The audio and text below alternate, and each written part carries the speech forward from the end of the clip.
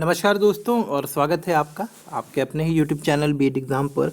और दोस्तों अभी एक बहुत ही महत्वपूर्ण क्वेश्चन जो कि बिल्कुल ही एग्ज़ाम में आने वाला ही है कि what are the different techniques of teaching mathematics, describe any two of them. यहाँ से प्रश्न आपको 2 नंबर के में भी मिलेगा, यहाँ से आपको प्रश्न 8 नंबर में भी मिलेगा और यहाँ से प्रश्न आपके आप देख सकते हैं कि यहाँ से जो प्रश्न मिलेंगे आपको वो 15 नंबर में तो कई बार आ ही चुके हैं। तो मैंने ये क्वेश्चन 15 नंबर से ही लिया हुआ है, आप प्रीवियस ईयर क्वेश्चन में उठाकर देख लीजिए, पूछा भी गया है ये कि what are the different techniques of teaching mathematics and describe any two of them. मैंने यहाँ पर वो सारी विधियाँ लिखी हैं, साथ ही साथ उनको थोड़ा सारांश में अगर आपको 15 नंबर के हिसाब से लिखना है तो उनकी व्याख्या भी की है, तो आप इनका इस्तेमाल कर सकते हैं। यहीं आपको एक और क्वेश्चन देखने को मिलेगा कि difference between inductive and deductive, यानी कि आगमनात्मक और निगमनात्मक विधि में अंतर क्या है अगर हम बात करते हैं गणित शिक्षण की। तो ये भी क्वेश्चन मैं इसके बाद अभी शेयर कर रहा हूँ, प्लीज़ इन क्वेश्चनों को तैयार जरूर कर लीजिएगा और कुछ इंपॉर्टेंट क्वेश्चन की लिस्ट भी मैं अभी जस्ट शेयर कर रहा हूँ, तो वो भी आप जरूर रेडी रखिएगा। आइए इस क्वेश्चन को देखते हैं। तो देखिए बहुत सारे गणित शिक्षण की विधियाँ हैं जिसमें कि आगमन विधि है, निगमन विधि है, विश्लेषण विधि है, संश्लेषण विधि है। जैसे कि आगमन विधि को इंडक्टिव मेथड, निगमन विधि को डिडक्टिव मेथड कहते हैं, विश्लेषण विधि को एनालिटिक मेथड कहते हैं, संश्लेषण को सिंथेसिस और प्रयोगशाला विधि को हम लोग लैबोरेटरी मेथड कहते हैं। इसके अलावा और भी विधियां हैं जिसे कि हम अनुसंधान विधि, जिसे ह्यूरिस्टिक मेथड कहते हैं। तो जैसा कि नाम से ही समझ में आ रहा है कि ये जो तरीका है गणित शिक्षण का, इसमें हम लोग जो है रिसर्च करते हुए किसी चीज़ के ऊपर सर्च कैसे उसे अलग अलग परिस्थिति में इस्तेमाल करते हुए देखेंगे। समस्या समाधान विधि, प्रॉब्लम सॉल्विंग मेथड, प्रयोजन विधि, प्रोजेक्ट विधि यानी कि प्रोजेक्ट के माध्यम से गणित शिक्षण, व्याख्यान विधि, लेक्चर मेथड और विचार विमर्श discussion method of teaching mathematics. तो ये कुछ प्रमुख विधियां हैं जिससे कि हम गणित शिक्षण संचालित करते हैं एज ए टीचर। अब आइए एक एक करके इसमें से मैं आपको यहाँ पर 2 के बारे में विस्तारपूर्वक बता रहा हूँ और बाकी को भी सारांश में यहाँ पर डिस्कस किया ही हुआ है। तो सबसे पहले देखते हैं आगमन विधि क्या है दोस्तों, यानी कि इंडक्टिव मेथड। इस विधि में प्रत्यक्ष अनुभव, उदाहरणों तथा प्रयोगों का अध्ययन कर नियम निकाले जाते हैं तथा ज्ञात तथ्यों के आधार पर उचित सूझबूझ से निर्णय लिया जाता है। और इसमें शिक्षक छात्रों को अध्ययन कराने का प्रयास करता है ताकि प्रत्यक्ष से निर्माण की ओर वो जा सकें, स्थूल से सूक्ष्म की ओर जा सकें और विशिष्ट से सामान्य की ओर जा सकें। यही प्रवृत्ति भी होती है, यही नेचर भी होता है हमारे इंडक्टिव यानी कि आगमनात्मक विधि का, कि यहाँ पर प्रत्यक्ष से प्रमाण की ओर जो दिख रहा है उस बात को हम प्रमाणित करते हैं। जो चीज़ हमें बिल्कुल सटीक रखी हुई है उसे हम बिल्कुल, जैसे कि एक जनरल है कि आज बहुत भीड़ है, इस उदाहरण ये क्या है हमारे लिए स्थूल तरह की एक जानकारी। इसको हम और थोड़ा सा डीपली जाएंगे, आखिर भीड़ है क्यों, तो ये हो गई सूक्ष्म जानकारी। विशिष्ट से सामान्य, आज भीड़ तो बहुत है, वहाँ लगता है कोई बात हो रही है। अब वहाँ से अगर आपको पता हो विशिष्ट कि वहाँ कोई बात है, अब उससे आपको पता लगाना है शाम कोई बात थी इसलिए बहुत सारे लोग आए थे, वहाँ पर नेता भी आए थे, वहाँ पर पब्लिक भी आई थी, वहाँ मीडिया भी है, ये क्या हुई सामान्य। तो विशिष्ट से सामान्य की ओर जाना, स्थूल से सूक्ष्म की ओर जाना और प्रत्यक्ष से प्रमाण की ओर जाना, ये जो है आगमनात्मक विधि की प्रमुख विशेषता है। आइए आगे बढ़ते हैं। आगमन विधि में कुछ प्रमुख स्टेप्स होते हैं जो आपको अगर एज ए टीचर आपको फॉलो करना होता है। सर्वप्रथम हम एक उदाहरण प्रस्तुत करते हैं। तो आगमन विधि के माध्यम से अगर हम शिक्षण करते हैं तो सर्वप्रथम कोई एक छोटा सा उदाहरण लेके स्टार्ट करते हैं। उसके बाद उस उदाहरण का हम निरीक्षण करते हैं, ऑब्जर्व करते हैं कि आखिर ये जो बात कर रहे हैं इसमें क्या क्या तथ्य हमें मिल सकते हैं। उस उदाहरण के आधार पर हम एक नियम बनाने का प्रयास करते हैं और उस नियम का फिर हम सामान्यीकरण करते हैं, यानी कि उसे हम सामान्य यानी कि अलग अलग परिस्थितियों में लगाने का प्रयास करते हैं। जैसे कि गुरुत्वाकर्षण का नियम था तो उसे फिर अलग अलग परिस्थितियों में इस्तेमाल किया गया। इसी तरह से मान के चले आप a + b का होल स्क्वायर पढ़ते हैं तो a + b का होल स्क्वायर क्या होता है, a² + 2ab + b²। इस फॉर्मूले को यानी कि जब 2 संख्याओं को जोड़कर उनका वर्ग किया जाए तो क्या आता है, इसको अलग अलग परिस्थितियों में उपयोग किया जाए, यानी कि इसका जनरलाइजेशन किया जा रहा है। उस सामान्य नियम का फिर हम लोग परीक्षण करते हैं और उसे करके उसे सत्यापित भी करते हैं। तो हम देखते हैं कि जो हम नियम अभी पढ़ रहे हैं वो कितना ज़्यादा सटीक है और उसका सत्यापन करने के लिए अलग अलग परिस्थितियों में उसकी जांच भी करते हैं। आइए कुछ आगमन विधि के गुणों से परिचित होते हैं और यह एक वैज्ञानिक विधि है। जी हाँ दोस्तों, आगमन विधि क्या है? एक वैज्ञानिक विधि है जिसमें बालकों में नवीन ज्ञान को खोजने का मौका उपलब्ध कराया जाए। जी हाँ दोस्तों, इस विधि में क्या करते हैं कि बिल्कुल साइंटिफिक तरीके से, वैज्ञानिक विधि से जो छात्रों को यह अवसर दिया जाता है कि भाई आप जो अभी तक जान रहे हो उस जानकारी के आधार पर, उस सूचना के आधार पर, वो अनुभव जो आपके पास है उसके आधार पर कुछ नया आप ढूंढो। जो आपको ज्ञात है उससे अज्ञात की ओर जाइए। मान के चलिए आपको पता है कि वहाँ पहाड़ी पर खजाना है, ये आपको ज्ञात है। खजाना कहाँ है इसका खोज आपको करना है, तो ज्ञात से अज्ञात की ओर, सरल से जटिल की ओर, और बालकों में मूर्त उदाहरण के माध्यम से सामान्य जो नियम होते हैं उनके निकलवाने का या उनको ढूंढने का प्रयास कराया जाता है, जिससे कि बालकों में जिज्ञासा बनी रहती है और वो विषय में आप बोल सकते हैं कि आनंदपूर्ण तरीके से उसका अध्ययन करते रहते हैं। अच्छा, इस विधि की दोस्तों एक और अच्छी बात यह है कि इस विधि में स्वयं के अध्ययन की अवसर मिलते हैं, यानी कि खुद सीखने का भी अवसर मिलता है। इस विधि में छात्र अपने स्तर पर, अपने इंटरेस्ट के, अपनी क्षमता अनुसार भी कई सारी चीज़ें पढ़ने का, खोजने का प्रयास करता है। बालक स्वयं ही समस्या का निवारण करके अपने विश्लेषण से प्राप्त करते हैं, जिससे उनका अधिगम स्थायी रहता है। यानी कि उनके सामने कोई क्वेश्चन आता है, उनके सामने कोई समस्या आती है, तो वो उसे अपने माध्यम से, अपने तरीकों से, अपने शॉर्टकट टेक्निक से, उनको जो तरीका, आप देखिए a+b² निकालने का हमारे पास में तरीका है, लेकिन बहुत सारे शॉर्टकट ट्रिक्स भी हैं। तो छात्र अपने नियम, अपने तरीके से, लेकिन सही उत्तर निकालता है।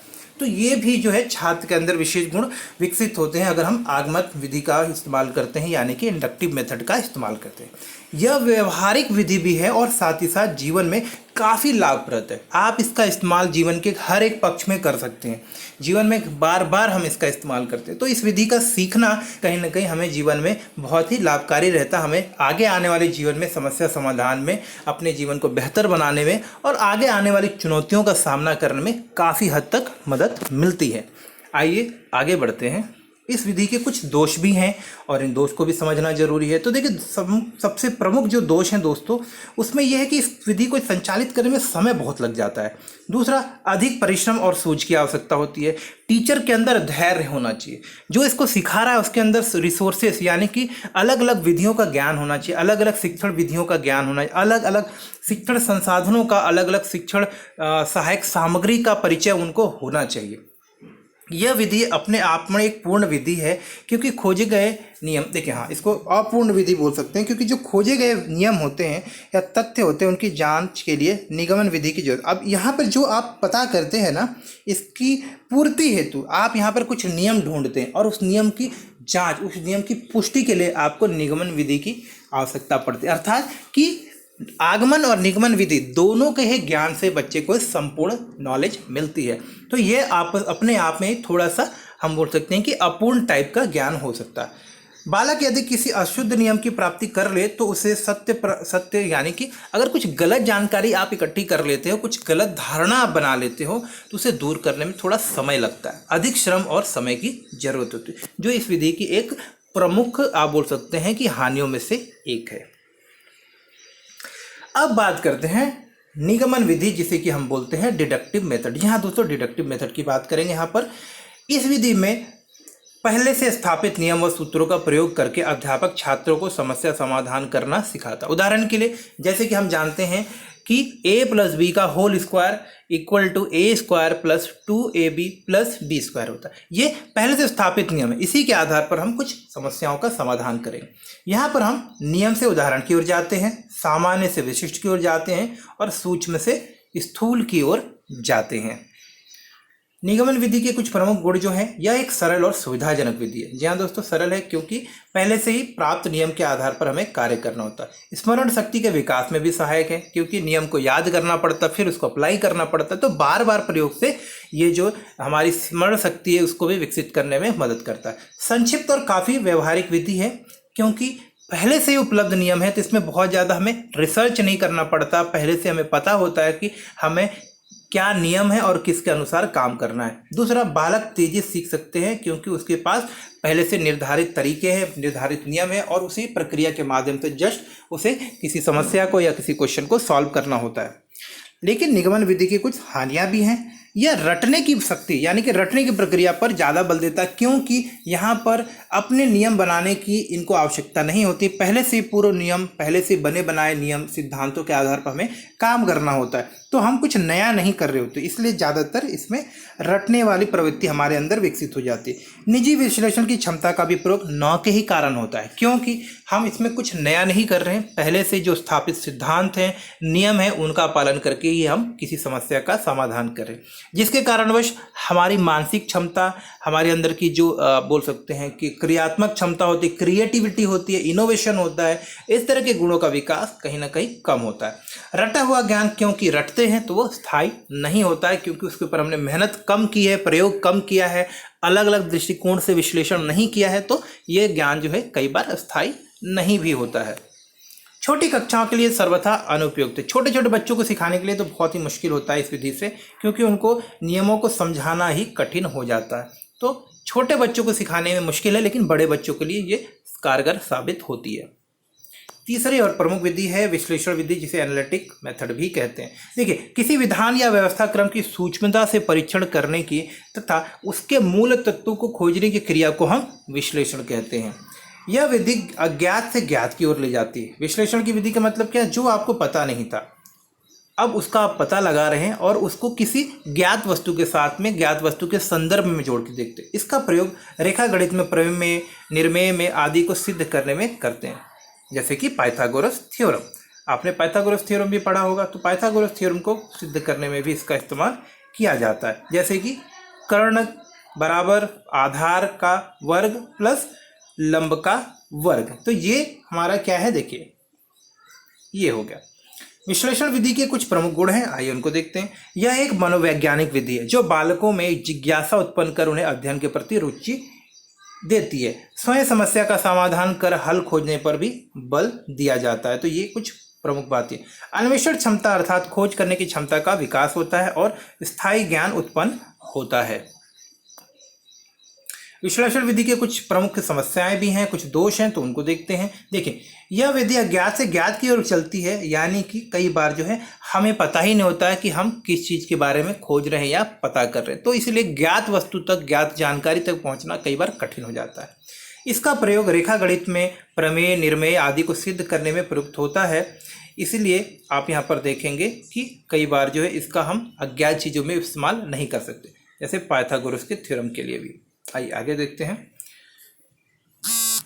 इसके लाभ देखते हैं। क्योंकि यह एक मनोवैज्ञानिक विधि है, विश्लेषण विधि क्योंकि एक मनोवैज्ञानिक विधि है जो बालकों में जिज्ञासा उत्पन्न करती है। माफ करिएगा दोस्तों, हाँ ये थोड़ा सा मैं आगे पीछे हो गया था पॉइंट को लेकर, तो आप यहाँ अधिक समय लगने वाली विधि है। जी हाँ दोस्तों, इसमें समय अधिक लगता है, कुशल अध्यापन की जरूरत है, एक्सपर्ट टीचर की ही आवश्यकता होती है, हर व्यक्ति इस माध्यम से शिक्षण नहीं कर सकता। अधिक तर्क शक्ति, सूझ शक्ति की आवश्यकता होती है, साथ ही साथ शिक्षक के अंदर धैर्य भी होना चाहिए, क्योंकि हर एक बच्चे की सीखने की, समझने की क्षमता अलग अलग होती है, हर बच्चा अलग अलग गति से भी सीखता है, और आपके क्लासरूम में विविध वातावरण से आने वाले, विविध परिवेश से आने वाले बच्चे होते हैं, तो हर एक बच्चे के अंदर एक समान तर्क शक्ति हो, सूझ हो, ऐसा आवश्यक नहीं। तो काफ़ी समय लगता है, मेहनत लगती है और काफ़ी आपको धैर्य भी रखना पड़ता है।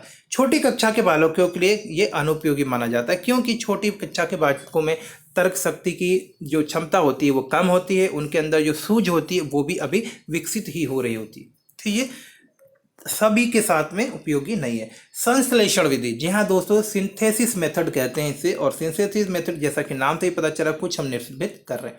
संश्लेषण का अर्थ होता है अनेक को एक करना, अर्थात इस विधि में कई विधियों का उपयोग करके समस्या का समाधान करने पर बल दिया जाता है। हिंदी पढ़ाने में वर्णमाला सिखाकर तब शब्दों का ज्ञान कराया जाता है, तत्पश्चात शब्दों से वाक्य बनाए जाते हैं। तो जैसे कि यहाँ पर कई सारी चीज़ें सिखाई गई, पहले क ख ग घ सिखाया गया, फिर क ख ग घ के इस्तेमाल को सिखाया गया, फिर आपको मात्राएं सिखाई गई, और फिर उनके इस्तेमाल से शब्द बनाना सिखाया, और उसके बाद फिर वाक्य बनाने का अभ्यास कराया जाता है। संश्लेषण विधि के कुछ प्रमुख गुण हैं कि ज्ञात से अज्ञात की ओर ले जाया जाता है। जैसे कि क ख ग पता होता है, लेकिन आपको कमल लिखना पता नहीं होता, तो पहले क ख ग घ सीखते हैं और फिर आप जो है कमल, नयन, अदम, इद, उद, घर, मकान, इस तरह के शब्द लिखना सीखते हैं। उदाहरण के लिए एक वृत्त की त्रिज्या, देखिए ध्यान दीजिएगा यहाँ पर कि एक वृत्त की त्रिज्या 9 सेंटीमीटर, तो वृत्त का क्षेत्रफल क्या, अभी आपको क्षेत्रफल नहीं पता लेकिन आपको उसकी त्रिज्या का ज्ञान है, तो यहाँ पर अज्ञात है। अब आप क्या करेंगे, इसका पता लगाएंगे। यह विधि सरल और सुविधाजनक मानी जाती है। समस्या का समाधान तीव्रता से संभव हो पाता है, और एक महत्वपूर्ण बात कि स्मरण शक्ति के विकास में भी ये काफ़ी सहायक है।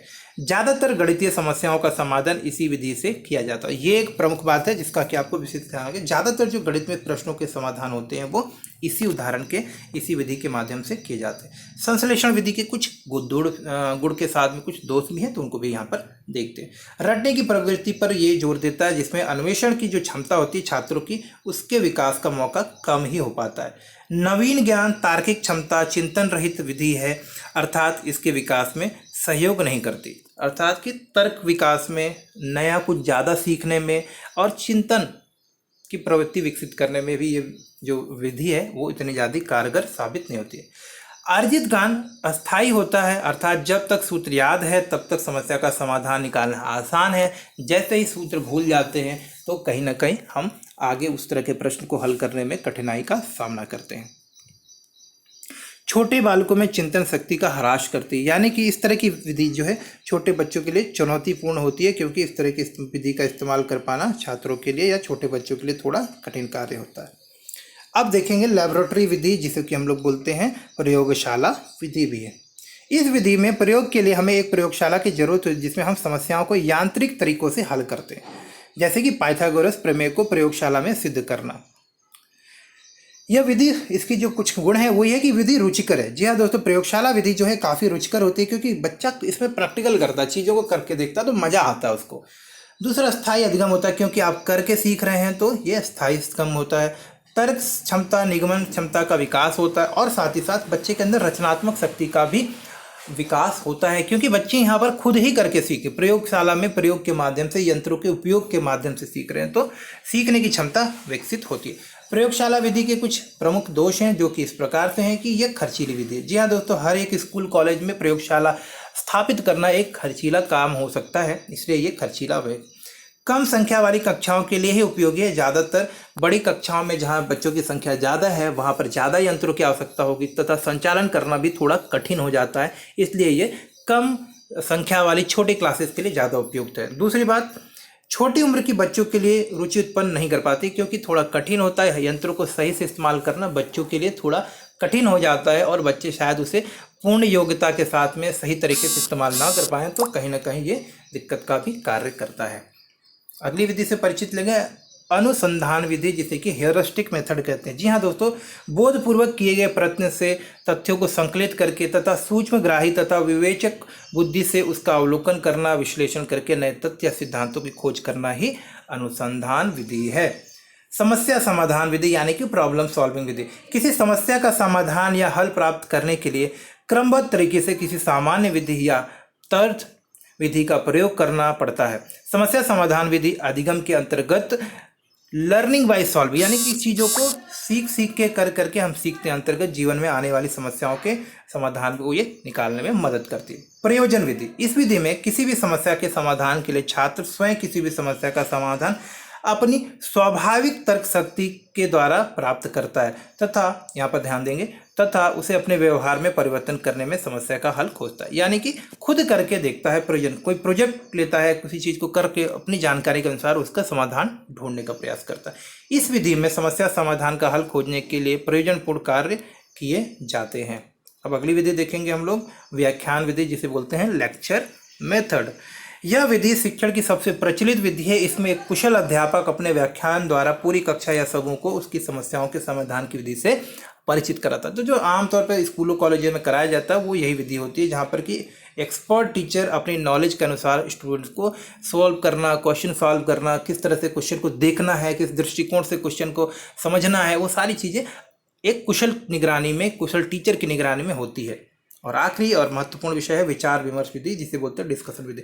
इस विधि में बालक व अध्यापक अपने तर्क द्वारा अपनी समस्याओं को एक दूसरे से अनुभव के माध्यम से एक दूसरे के साथ साझा करते हैं और फिर तर्क के माध्यम से एक दूसरे की मदद करने के माध्यम से जो है किसी समस्या का हल प्राप्त करते हैं। तो इंपॉर्टेंट क्वेश्चन थे दोस्तों, इसको जरूर करिएगा, 15 नंबर में आ सकता है। मिलते हैं अगले वीडियो में, जहाँ पे हम लोग कुछ और महत्वपूर्ण क्वेश्चनों के साथ में डिस्कशन करेंगे। तो नमस्कार और धन्यवाद।